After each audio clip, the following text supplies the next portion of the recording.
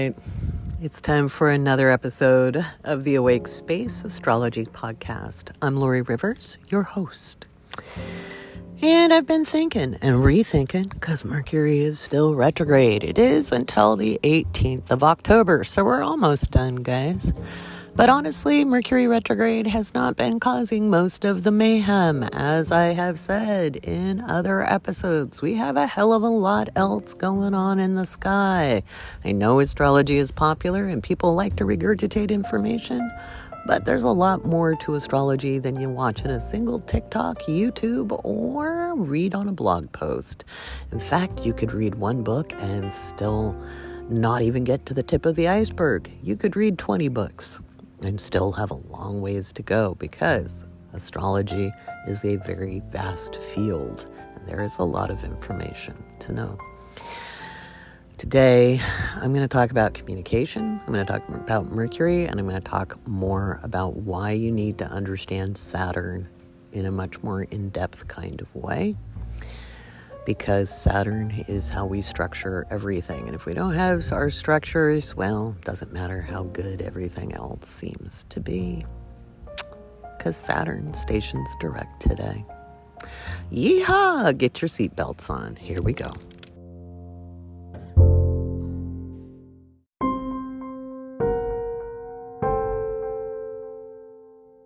So let's talk a little astrology first. There's a lot of misconceptions about what astrology is, how it works, etc. And one of the biggest mistakes people make, especially newbies to astrology or people who have never ever delved into it, is that somehow there's no wiggle room with your chart, that you're just the way you are and there's no other way for energy to express. And when we look at benefic and malefic and duality and binary, there's no other way to go, and people will use their astrology charts as an excuse. Oh, pardon my reactivity, I have an Aries Mars. Pardon my reactivity, I have a Sag moon. Pardon my chit-chattiness, I have a Gemini moon, or blah, blah, blah. Or pardon my emotionality, I'm a Cancer sun. I say that because I have a Cancer sun, right? That's not how any of it works or has to work. There are many ways energy expresses. It expresses in a spectrum, in a wide field, not necessarily just in one or two ways. There's qualities of the energy. And that takes time to learn, first of all. And astrology is hard to write about in its vastness. Okay, in its vastness. So things evolve as you study because you can begin at the beginning, just like A, B, C, D, E, F, G, right? Those are just letters. And those letters have tons of potential because those letters form words. And those words can have lots of meanings and they are contextual. So when we arrange those letters in a sentence, they can have one set of meaning. When we put those letters into words that become sentences, that those sentences then join together in paragraphs, those then form new meanings. Astrology is the same freaking way. Okay? And I love that so many people are interested in astrology today. I love it. However, studying astrology is a discipline. That's why we're also going to talk about Saturn. Okay. It is not just, I read a book or people told me about it or I heard about it growing up or blah, blah, blah, blah, blah, blah, blah, blah, blah. There is a lot to astrology. I got asked at coffee with Lori today, whether all the people I studied with over the years, if they do what I do. And I was like, no, not very many of them, because it requires a lot of focus and discipline and immersion and, yes, obsession. A lot of times people, it's a serious hobby. There's fine astrologers out there, but very few learn all the different modalities I've learned or take it to the extreme I've taken it. I laugh because I was pretty obsessive as a younger person. And it just became part of my daily practice, part of my daily life, looking at the planets. Where are the transits? What's going on? Observing what's going on with other people and their planets and their transits. Reading lots and lots and thousands of charts. It's important, And so, no, there's out of 8 billion people on this planet, there's handfuls of us, statistically. And not everybody likes people enough to read charts for them. Some people just do event and forecasting, and some people just do natal charts. I'll argue you can't be a great natal reader if you don't understand mundane astrology, because, the whole point of being an astrologer is to give counsel to your clients about their timing. At least that's how we started out. I kind of explain how that changed in the Astro Guide to Chiron, and if you don't have it, you can get it on my website in the shop. Explaining why we kind of moved away from mundane astrology in the hopes of legitimizing astrology, which, coming to it in the 90s, when quantum physics was not a popular subject. Quantum physics didn't become a popular subject till the, mid-2000s into the 2010s, especially with the Big Bang Theory coming out. More and more people had heard about Stephen Hawking and his role. But when I was in college, I had to study quantum physics theory. I begged to get out of that class. I was a liberal arts major, and my whole classmates, everybody in there was like an engineer except me. And I was like, oh crap, I'm screwed on the bell curve. And I would lose my scholarship if I didn't get an A in every class that semester, because I had already gotten a C in math. And I was a scholarship student. As much as I did have $80,000 worth of student loans by the end of it, I was still a scholarship student. I went to an expensive university. I went to a university in England. I didn't come from a wealthy family. I was the first woman on my mom's side of the family to go to college. It was a big deal for me to be in school and to do well. And so I went to my professor and I tried to cry my way out of it. And she wouldn't let me out because she didn't let women duck out of her classes. And the conversation we had stayed with me forever. She was Austrian by birth, and she's in her late 90s now, if she's still alive. Last time I checked, she was. She has Alzheimer's, so I was very sad about that. I would have loved to reconnect with her, because her course changed my life and the trajectory of my life. And I'm so grateful she didn't let me get out of it. And this is before I became an astrologer. I did read tarot at the time, but I hadn't learned anything about astrology yet. But in that quantum mechanics theory class, I raised my hand that first day and I said, I'd like to be excused from the roster. I'm a liberal arts major and I really can't afford to lose my GPA right now. I'm on scholarship. And she said, no, Lori, see me after class. And I was like, oh, no. So I saw her after class and I was pretty much in a panic. My Virgo South Node conjunct Pluto was absolutely flipping out, because just the thought of failure was killing me. Almost literally is what it felt like. It felt like life and death.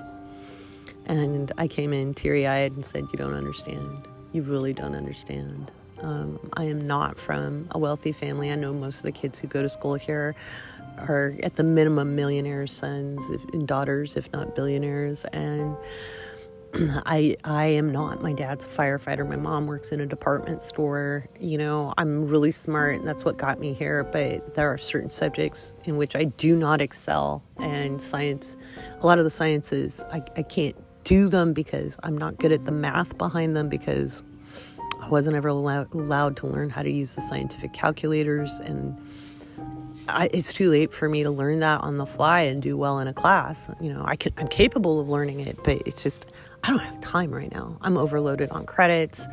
My little brother is coming up from behind. He's got to go to school.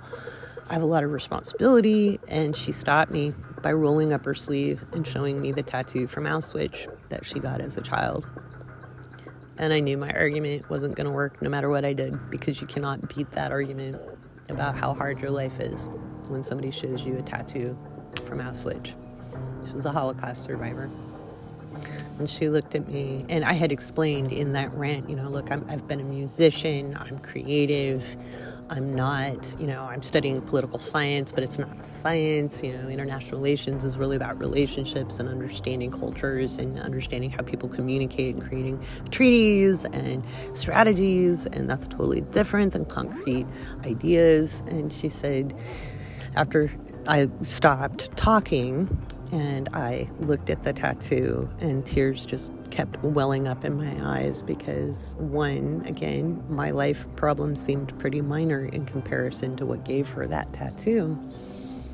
She then said, "So you're a musician?" And I said, "Yes." And she said, I have 5 master's degrees, 2 PhDs, and 8 bachelor's degrees. And I was like, damn, that's a very impressive amount of education.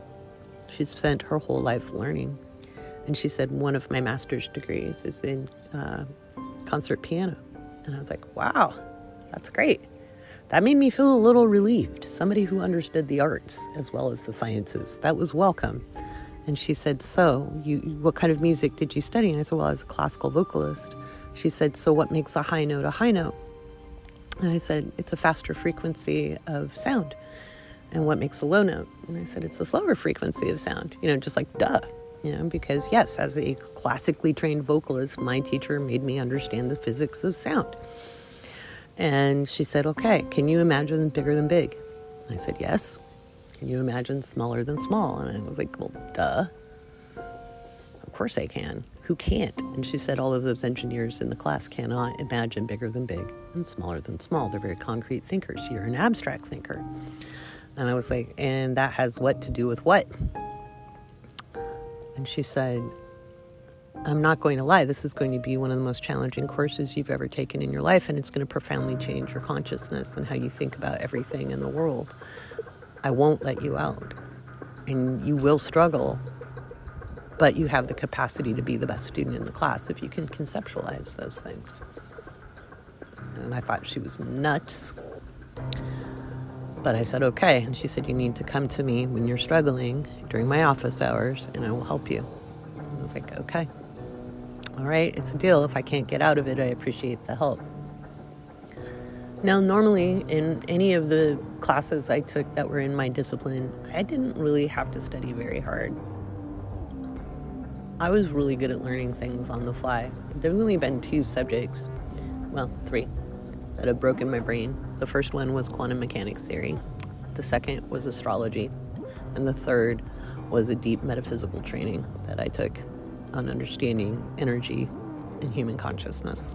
And I spent 20 years studying that. There's a lot more to me than meets the eye. And I keep a lot of that close to my chest for a reason. Not everybody's ready to learn it. Not everybody needs to learn it right now. Is that gatekeeping? Oh, God, yes. And there's reasons for that. Quantum mechanics theory shaped everything because it let me know there was more to our understanding of reality. And for some reason, by the way, I got an A in that class. I was the only person who got an A in that class.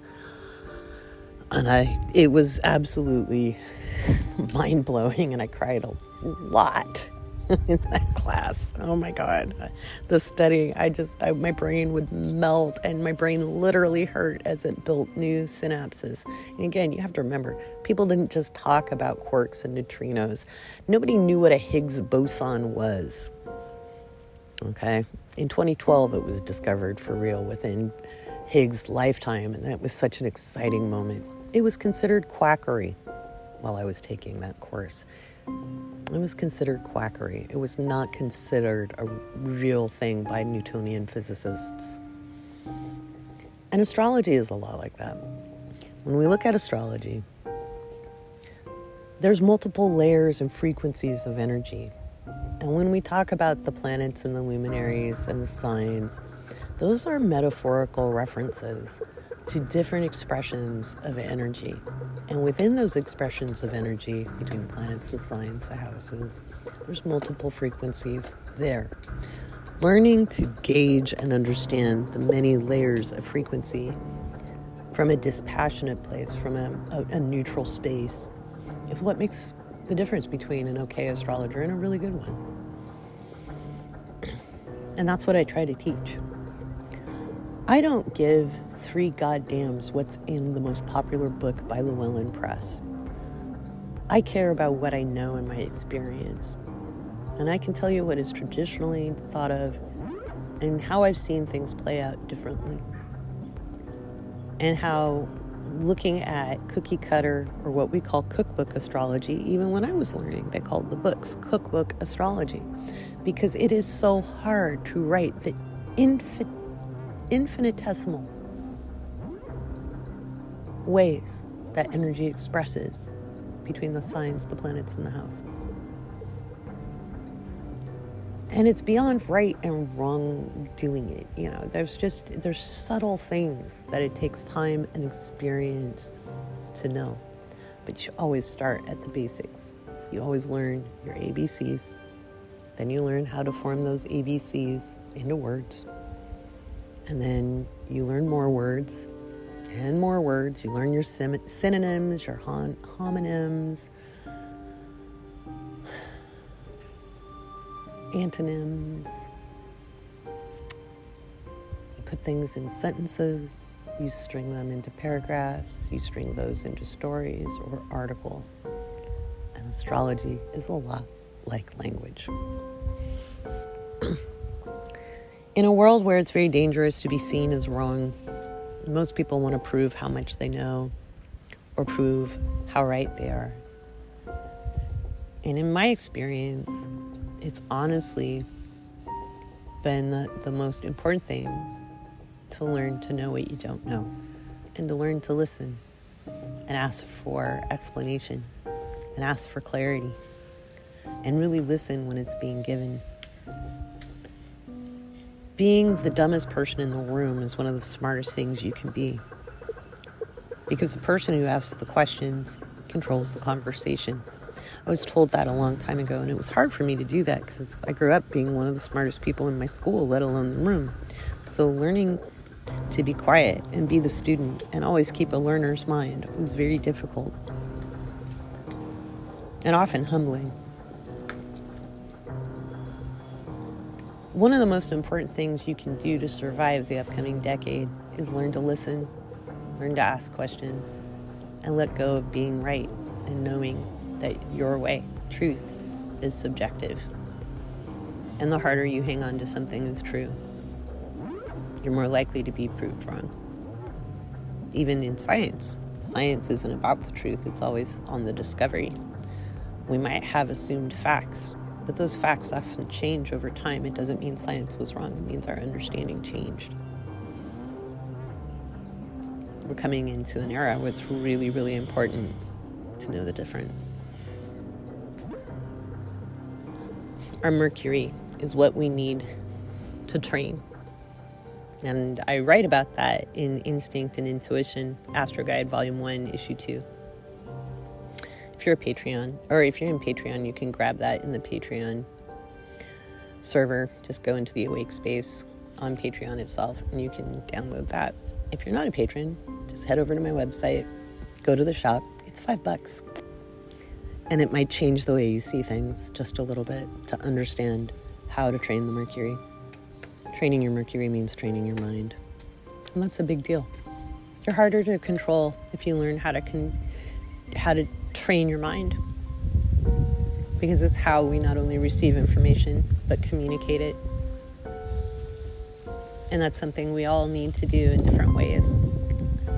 And in school, we've been mistrained to believe that facts and information is intelligence.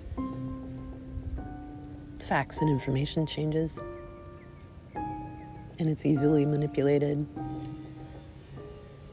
So the more we learn to listen and observe and then communicate from a different space, not always the heart space, but even from a mental space, the better off the world is.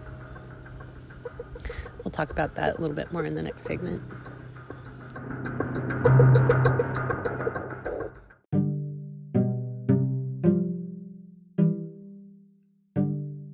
So why would I pair Mercury and Saturn into one episode? Because most people don't talk about those planets together. Well, we're talking about training the mind. And when it comes to training, we're talking about Saturn, because Saturn is about discipline and Mercury is the mind. Discipline is not punishment. I know that word gets bandied about in that measure, but it doesn't mean punishment. Discipline means to teach. It means to teach. And unfortunately, from earlier centuries, including into the 21st, there are some people that believe violence is a way to teach. All that kid needs is some discipline. Whoop their ass. Of course, all that does is teach that if you do something, you get hurt and you can hurt other people. That's dominance and control. That's patriarchy based. However, discipline does include consequence, natural and logical consequence. And if we use a more evolved form of understanding, we don't have to use violence, which includes overworking ourselves, a Saturn theme, or driving ourselves into the ground, or cramming for a college test or any kind of test. We can learn reiteratively. Okay, so people who are very good at something, and it doesn't matter what it is, it could be sports, music, art, astrology. They are people who have reiteratively gained skills. There's a book called The Talent Code. Go ahead and check that out, because that explains what breeds success. Now, some people are overly disciplined to the point where they don't sit up for air, and we don't want to do that either, right?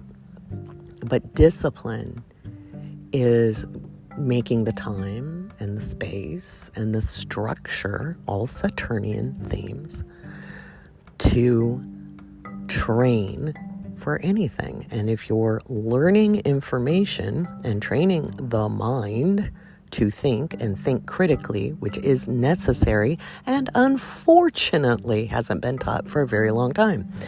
Even when I was in high school back in the previous century, that one's for Rita, back in the previous century, back in the 1980s, when I was in school, I argued with my teachers for more critical thinking exercises versus things like crossword puzzles and fill in the blank worksheets in high school, because I knew, having already been in college, it was not the standard for bright students to go to college and high school at the same time then as it is now.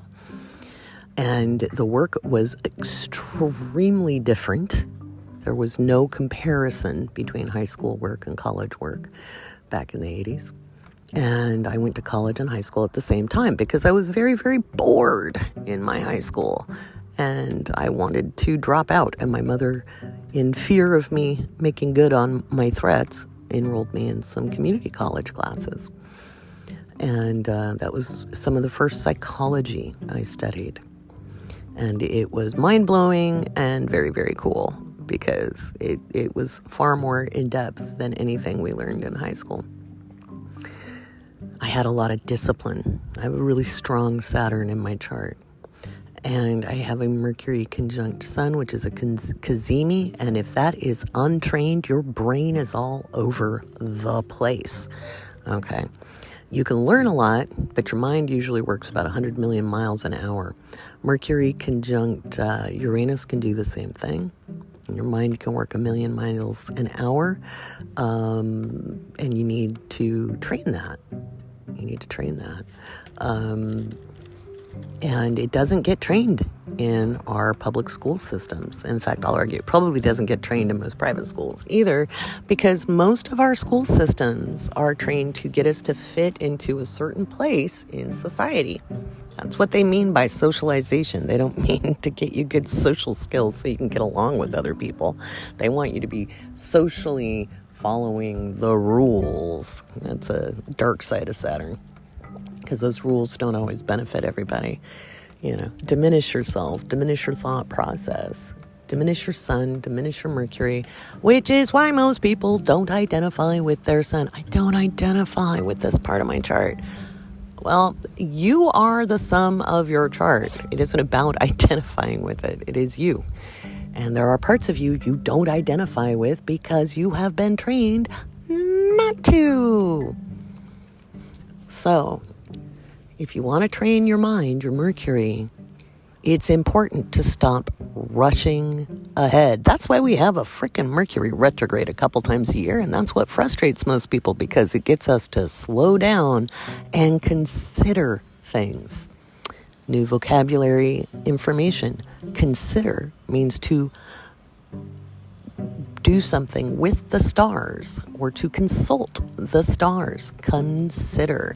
Con means with. Sitter is with the stars, sidereal, right? Wah, wah. That's why I don't use the sidereal zodiac, because we don't live amongst the stars. Our perspective doesn't come from the stars. Our perspective comes from planet Earth, which is why I use a geocentric system, if you were wondering. In order to learn astrology and understand astrology, it's important to learn the basics. And in order to learn the basics, you have to do mental training to slow it the hell down. So many of you want to be an instant expert. You want to be where I'm at after 3 decades of study. And I've come across this in any subject I've taught, whether it was business, marketing, performance, what's the other? Crochet. Even in crochet. I remember I was teaching some ladies who were in my mother's age group. This is years ago now, maybe almost 20 years ago. And they were like, well, we're older than you. Why aren't we any good? And I was like, you just started today. And I've been doing this since I was 6 years old. And I was like, 32. If you've been doing something for a really long time and you've been doing it well for a really long time, that is reiterative experiential practice. And that is what makes you good at something. Now, you could have been studying. I get this a lot. I've been learning this since I was a kid. My argument is, from where? What were the sources? Did you have a teacher, or were you reading books? I learned to read as a very young child. I was 2.5 when I was reading. Nobody really taught me. Although I look back at old pictures and my grandmother would read to me with her finger under the words. And I think that's how I learned. And I put 2 and 2 together, and I was a whole language reader, which is one reason sometimes my pronunciation of a word will be off, because I learned to read by sight and whole language. Phonics never worked for me. Not everybody reads phonetically. And it's so funny, because there's like this theory out there that it makes you functionally illiterate. And I'm like, kiss my ass. No, it doesn't. It makes you not sound out words. And maybe you pronounce them differently, but if you understand them contextually and by their meanings through working on vocabulary, you're not functionally illiterate. That's such a dumb modern concept. We've only en masse been using written language for about maybe 100 years.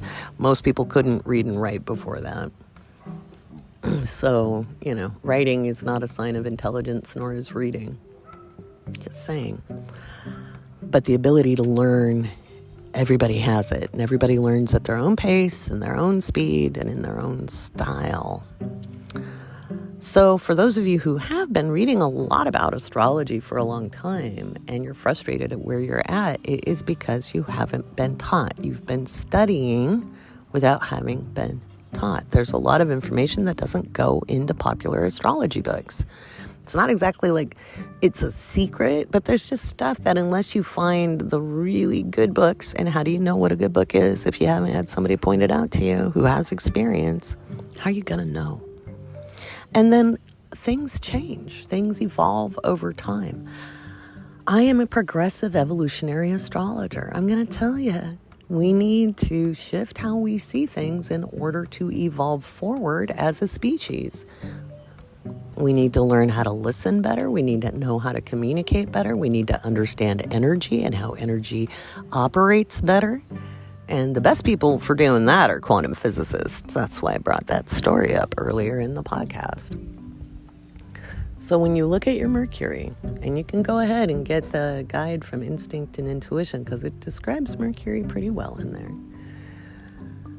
You want to slow down. Stop rushing. Take things step by step. I have the Astro Guide Volume 1, which I call the ultimate cheat sheet. And if you actually read through it and study it, step by step, you will learn something.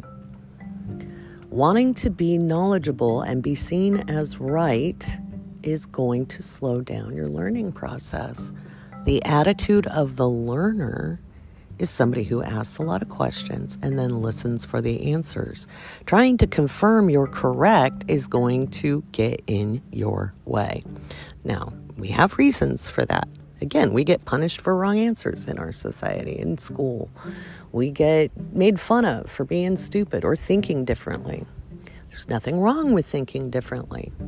But there is a basic structure. Hello, Saturn. There is a basic structure, and you need to learn the basic structure before you can fill in the blanks. And we fill in the blanks through observation and learning how to step back from our personal biases. When I get into a reading, I don't think about all the people in the different signs that I never got along with. And there are signs, obviously, that are easier for me to get along with than others. Okay? In a reading, I step back from my bias. Now, that is a skill I learned in my undergraduate work in international relations because we were doing political analysis. I had to learn to step back from my own beliefs and look at the data and make analysis based on the data without putting in my opinion. I couldn't say if I thought something was good or bad or right or wrong. I just had to say what was. And that is a very important skill to cultivate as well, especially if you want to be a reader. Now, I'm going to bring this up a little bit because it's my podcast. I can bring up whatever the hell I want. There's a lot of you who want to be professional astrologers who get a hold of me. And you want me to give you resources for free. And you'll claim you can't afford my classes or you can't work with me. And that's okay. I understand budgetary constraints. But I want you to understand that's like asking a doctor to teach you medicine for free. This is a profession. It's not a parlor trick. It's not a game. And if you want to be a professional and be ethical, there are things you have to learn, and that's why we're going to be getting the mentorships going, and they will be paid. Okay? I paid mentors. I paid teachers. I took workshops. I spent time learning a discipline, which is astrology, and I learned a lot about it, and I still study. And I still will take a workshop with an astrologer that knows something better than I do. That's why I took vocational astrology with Robert Hand. I love Robert Hand. I wanted to hear his thoughts on it. I wanted to see if my own theories matched with somebody who's very masterful. You know, when you study with people like Jeffrey Wolf Green, he doesn't teach anymore, and we don't even know if he's actually still alive. But he did a lot of work on Pluto. I don't agree with everything he did, but he was great to study with.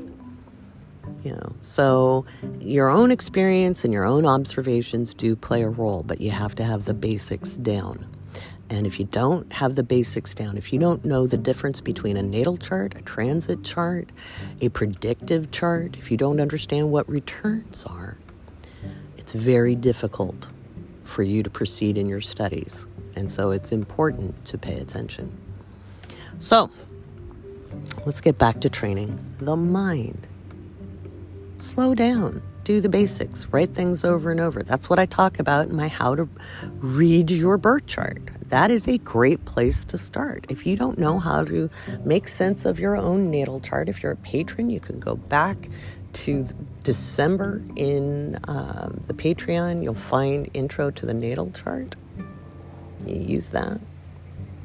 That's a great resource to help you just make sense of what's there. Just like how to find stuff. And then there's the How to Read Your Birth Chart workshop. And you can do that. So it's important. Okay. How to Read Your Birth Chart has 8.5 hours of material. 8.5 hours of recorded material. Plus the workbook. Plus the Astro Guide. All of that is there. Go for it. Yeah, it costs. And it costs you less than it costs people to take it live. And that's what's fair. So, alrighty.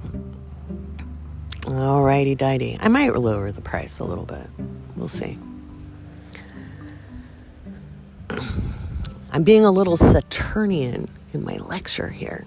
We'll see how many people get through the end of the podcast, because I'm going to talk about Saturn returns a little bit to help you get ready for the workshop that's coming up on Halloween.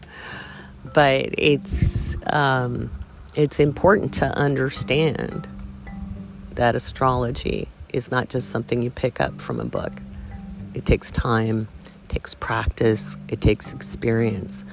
You know, the first year I was an astrology student, I wrote those glyphs over and over and over and over every single day. And the glyphs are astrological notation. It's not just the planetary symbols, it's the symbols of the zodiac. It's the other symbols in a chart. Writing those by hand until I didn't have to look up what they were, until I knew them inside and out and backwards and forwards. That's Saturn at work. Saturn is discipline. It's not just restrictions. You might feel restricted doing reiterative practice. It's not all that exciting, but it's what makes you good at something. Saturn is also ambition. You don't reach your ambitions by wishing for them. You reach your ambitions through practice, practice, practice. And as my son's Taekwondo instructor used to say, practice doesn't make perfect. Perfect practice makes perfect. And she was number 1 in the world for form back in the year 2000.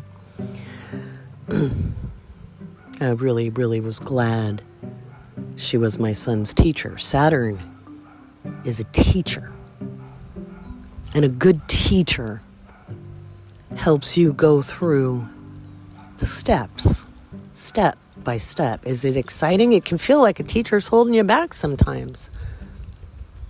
But if you go too far too fast, you break something, you don't understand something, you miss something important. Right? So that's Saturn. And when it comes to Mercury, training your mind means slowing it down. Not needing to be right, not needing to get it right, but to practice over and over until you understand it. Being able to spit out facts, or so-and-so said, I don't care what so-and-so said. Again, Saturn's very strong placement in my chart, so I have no problem saying, don't care what so-and-so said. Doesn't mean it's right. Doesn't mean that so-and-so knew what they were talking about. I don't care if they have a freaking PhD. You have to go through it and look at the experience, and you have to see the basics. The basics. You don't get a PhD without going to elementary school.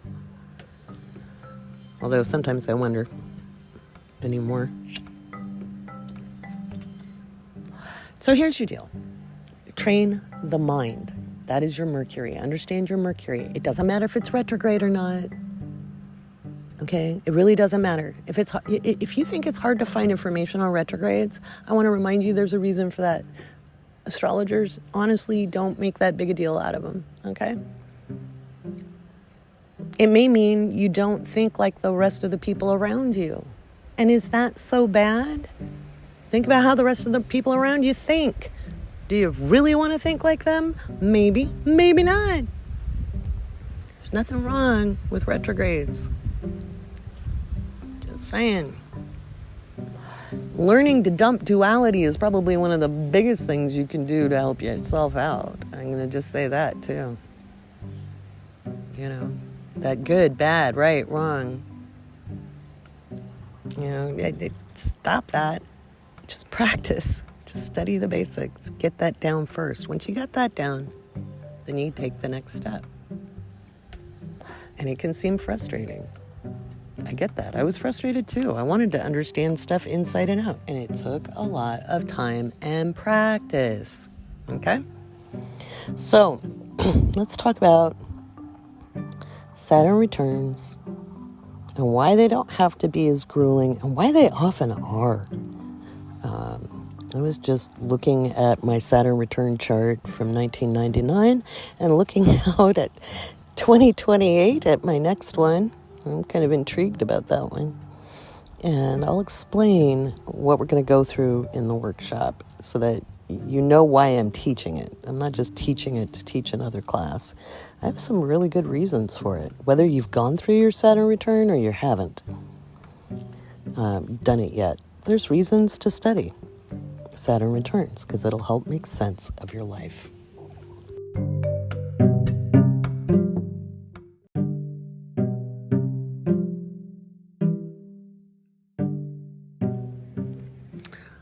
Okay, let's talk a little bit about Saturn returns. So a lot of people think they know about Saturn returns, especially those who've lived through theirs, because they most often have just kind of heard the rhetoric and equated a tough time in life, and it can be a very tough time in life. But there's often more going on in a Saturn return than just the Saturn return itself. Just like when I've been talking about this Mercury retrograde.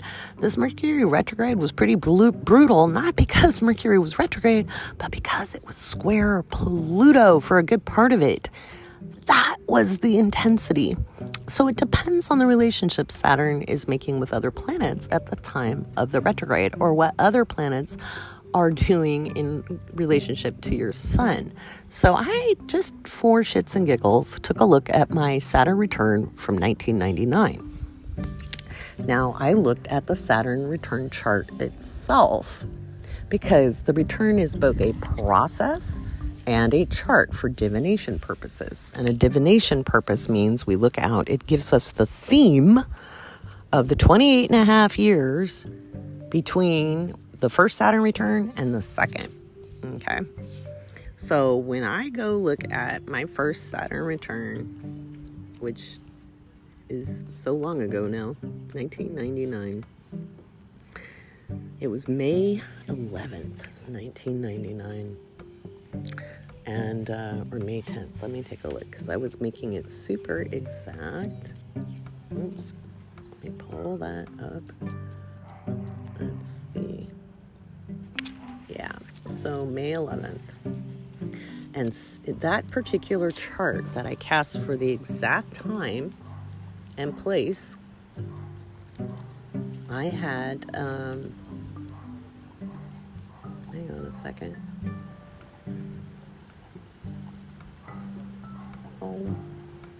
Bollocks. Hang on a second. I had Saturn in the 12th. I had Saturn in the 12th house, and it was with Mercury and Jupiter, and the 12th house. Because you'd think, oh, this was just Lori's natal Saturn was in the 6th house. Well, it did have to deal with work. You know, there was work stuff going on because I came back to this country in October of 1998 with 2 kids and $50, and I had to find a job, and nobody trusted my references, which was really annoying.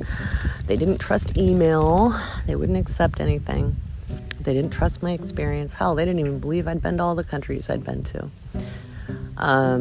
And it was a pain in the ass, and I had to lose some status. A lot of status, actually. And it was a very humbling experience. And it was tough. I was a single mom, wasn't getting any child support. And I managed to get a little bit that got me some independence. And then I did get a good job. In fact, I started that good job on my Saturn return, and it was probably the best job I ever had working for somebody else. I worked for a not-for-profit. It was an amazing space to work in, and it introduced me to acupuncture and traditional Chinese medicine, because the not-for-profit had a clinic attached and employees could go there for free. And it saved my back, because with my Libra moon, that stress was giving me back spasms all the way from my neck to my butt. I couldn't sit, I couldn't stand. It was really awful. So I'm not going to say it wasn't a hard time. It was very traumatic, and I was really in a deep healing journey.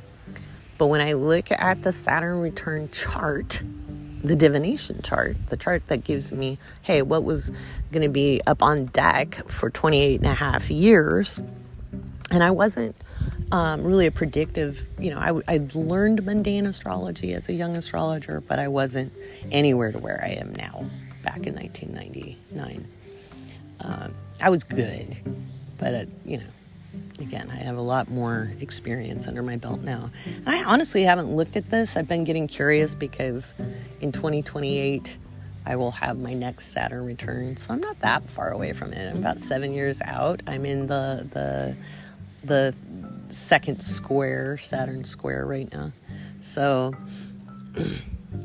because you have the first Saturn square, the Saturn opposition, the second Saturn square, and then the return.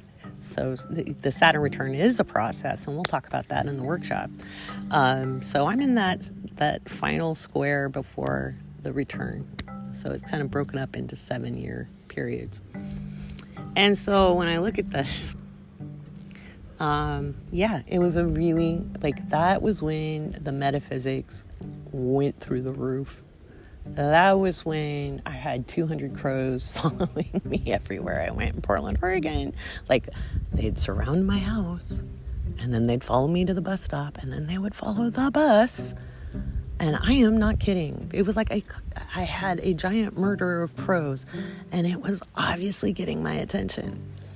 I had a lot of very, very odd metaphysical things going on, not just in the physical realm, but energy-wise. I had mentors just show up out of the blue. I had altered states that were very strange, and luckily had a very good counselor who was also a metaphysician, because I'd go in and go, I think it's time to be institutionalized.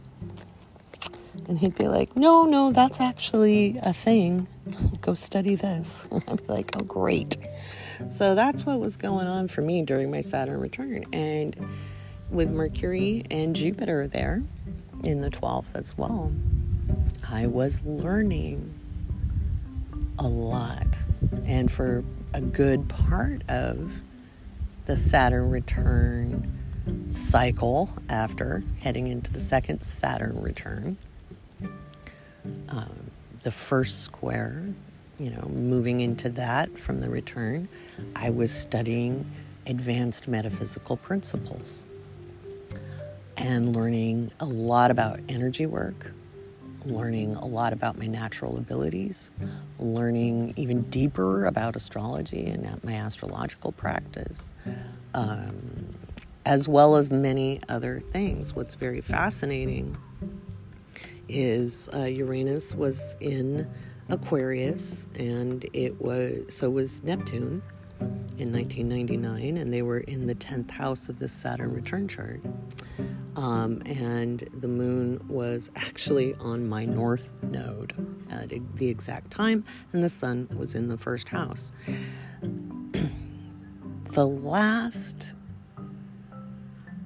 Since 1999, I have been self-actualizing. I have been gaining my understanding of my identity, what my role is in the world, and working on my purpose.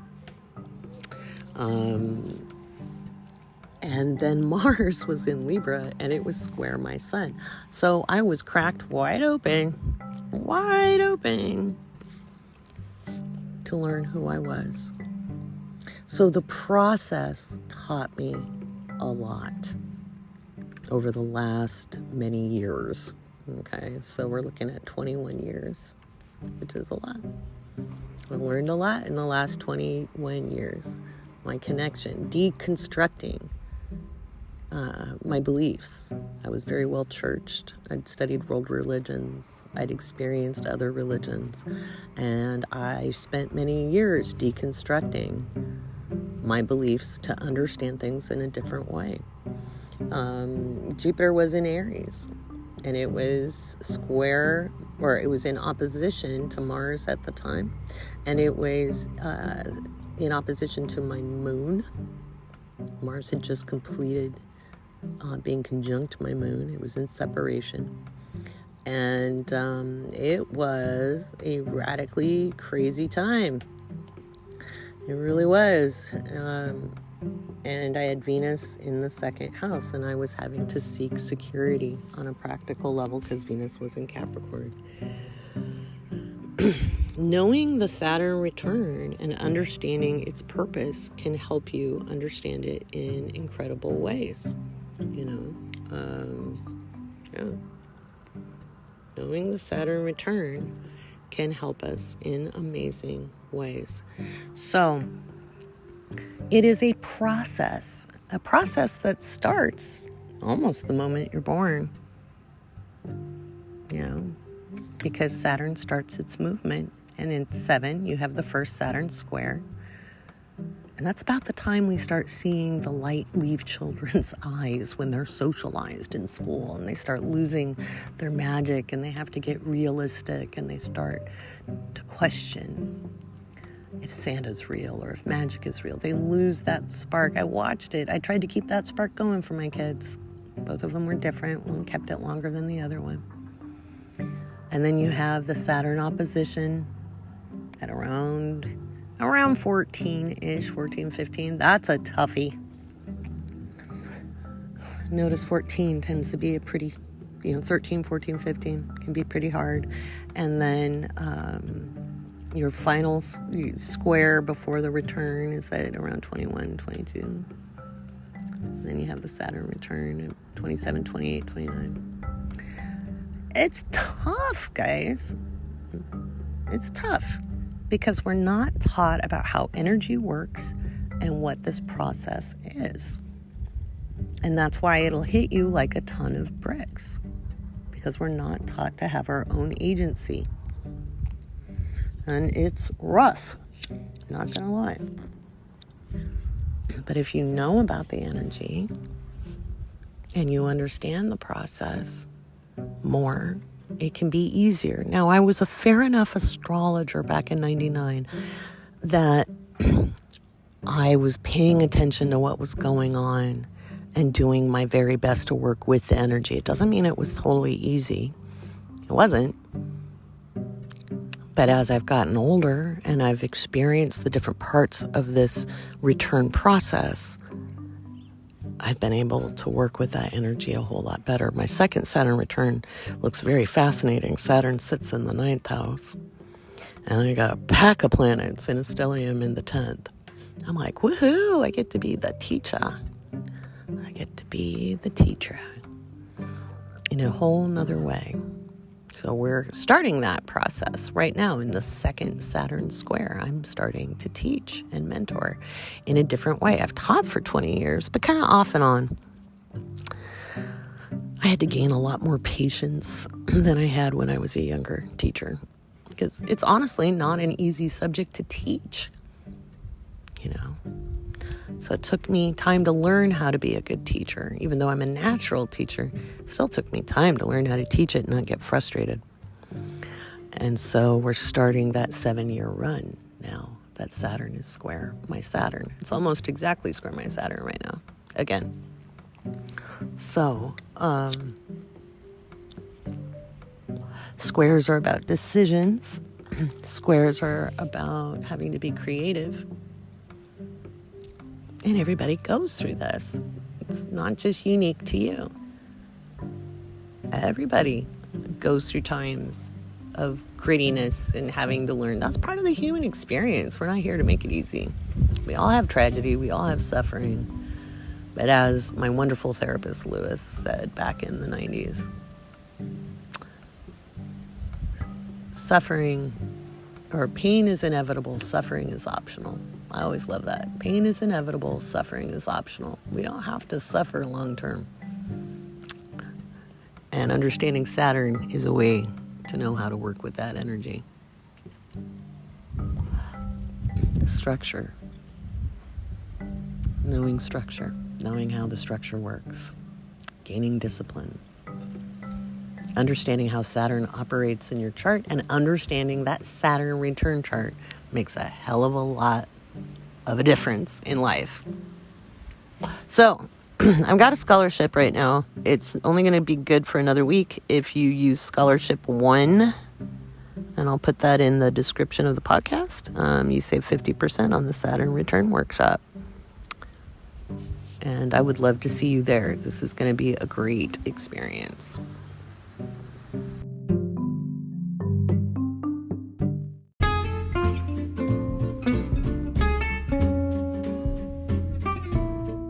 All right.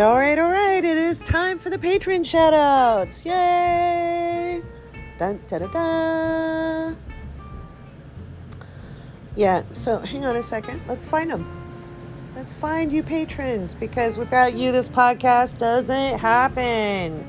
So we want to say big thanks to Krista, Alexis, Nicole, Danielle, Rebecca, Sharon, Marissa, Becky, Tara, John, Reg, the Magical Misanthropy, Denise, Michael, Jen, Susan, Alyssa, Erin, It's Grace, L'Oreal, Jacqueline, Rosalie, Jordan, Courtney, Alexis, Susie, Laura, Catherine, Andrea, Louise, Eli, Kayla, Rebecca, Scarlett, Cynthia, Stacy.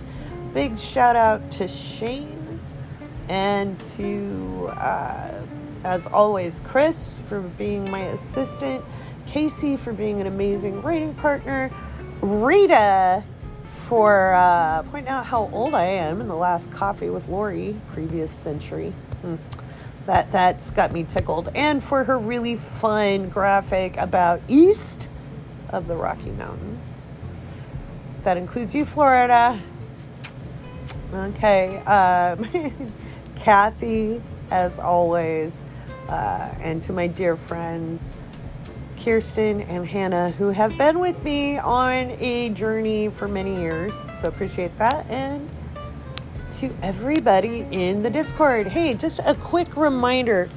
Not everybody's going to get along. Not everybody's going to like each other. Community isn't about kumbaya and holding hands. But one thing is for sure, if somebody's rubbing you the wrong way, you don't like their posts in the Discord, don't leave the Discord.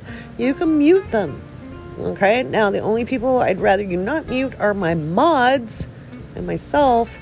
And if you feel insulted or your feelings have gotten hurt or something, feel free to message me. Okay, if you don't want to reach out to the mods, you can message me. That's fine. But just know that the mods and I do keep an eye on things. And the mods are Chris, who's Absolute, Sister Luck, who is Kathy, Casey, as Casey, and myself.